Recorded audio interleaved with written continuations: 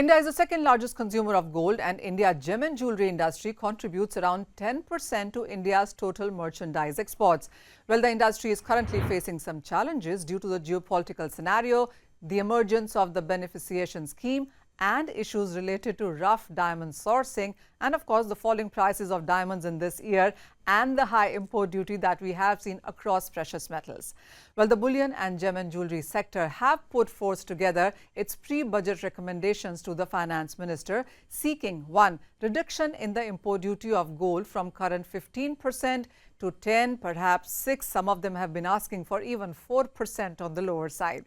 Well, second is a special benefit of 0.5% duty for importing through IBX or India International Bullion Exchange. Well, remember, we have seen larger volumes continue from IBX, whether it's about gold or silver, and various other schemes as well supporting. Third demand that the industry has put forth is about establishing GST bonded warehouses where duty is paid but GST is not paid. This will be on the lines of customs bonded warehouses.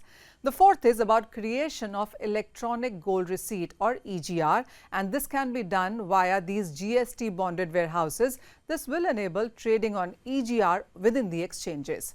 The fifth demand that the industry has put forth is allowing all import of gold only through IBX and also allowing bullion export through IBX as well.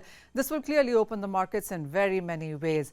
The other thing that the industry is asking for is that there could be a setting up of jewellery export center at Gift City for the domestic traders. As of now, the domestic smaller traders are not part of this. And then there also is an ask and an expectation that the government will go forth and put a mandatory hallmarking across India for jewellery. As of now, there are exemptions for some categories and for also some jewelers who are doing small ticket size or are in some smaller districts as well. So a mandatory hallmarking across India would again make it a very, very strong even playing field.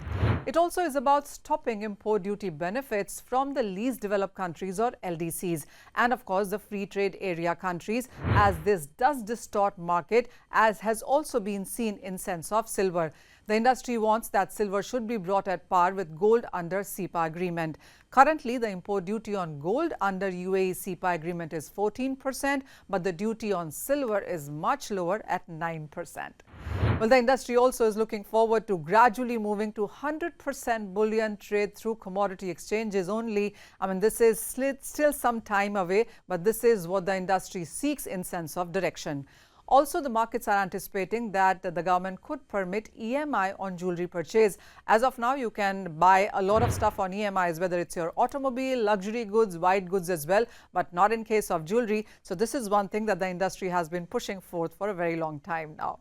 The other thing that the markets are looking for when it comes to investors and households is that the government should allow income tax exemption on the interest from sovereign gold bond, as also removing capital gains tax on gold and jewellery sales to boost gold monetization and reducing the imports therein. The street also anticipates that the allowing and lending and borrowing of bullion through commodity exchanges is something that could really do wonders here. As of now, you can only trade, but if the borrowing and lending is added to that, then that would make a lot of sense. But this can only happen if there is a single regulator when it comes to gems and jewellery as a sector. As of now, there are various regulators and various ministries involved in this. So until that happens, a lot of things that the bullion industry is asking for perhaps would just fall flat. In the meanwhile, the Gem and Jewellery Export Promotion Council also has written to Finance Ministry requesting government to consider its long pending demand of sale of rough diamonds in special notified zones, also called as SNZs. Well, this is through a safe harbour rule and to expand the ambit of entities entitled to operate through these SNZs. Well, currently only viewing sessions are held by the mining countries at special notified zones, while the sale is allowed in countries like Belgium and Dubai. And while there is no direct tax on sale of displayed rough diamonds in Dubai, there is a 0.187% turnover tax on sale in Belgium. Indian bidders, in the meanwhile, cannot purchase rough diamonds from SNZ. So that is a change that India is looking forward to. There also is a request to allow globally recognized diamond broking trading houses to also similarly operate from such special notified zones within India. Well, another important one is to introduce Diamond Impress license, as this will provide level playing field for Indian MSMEs and diamond exporters with that of their larger peers.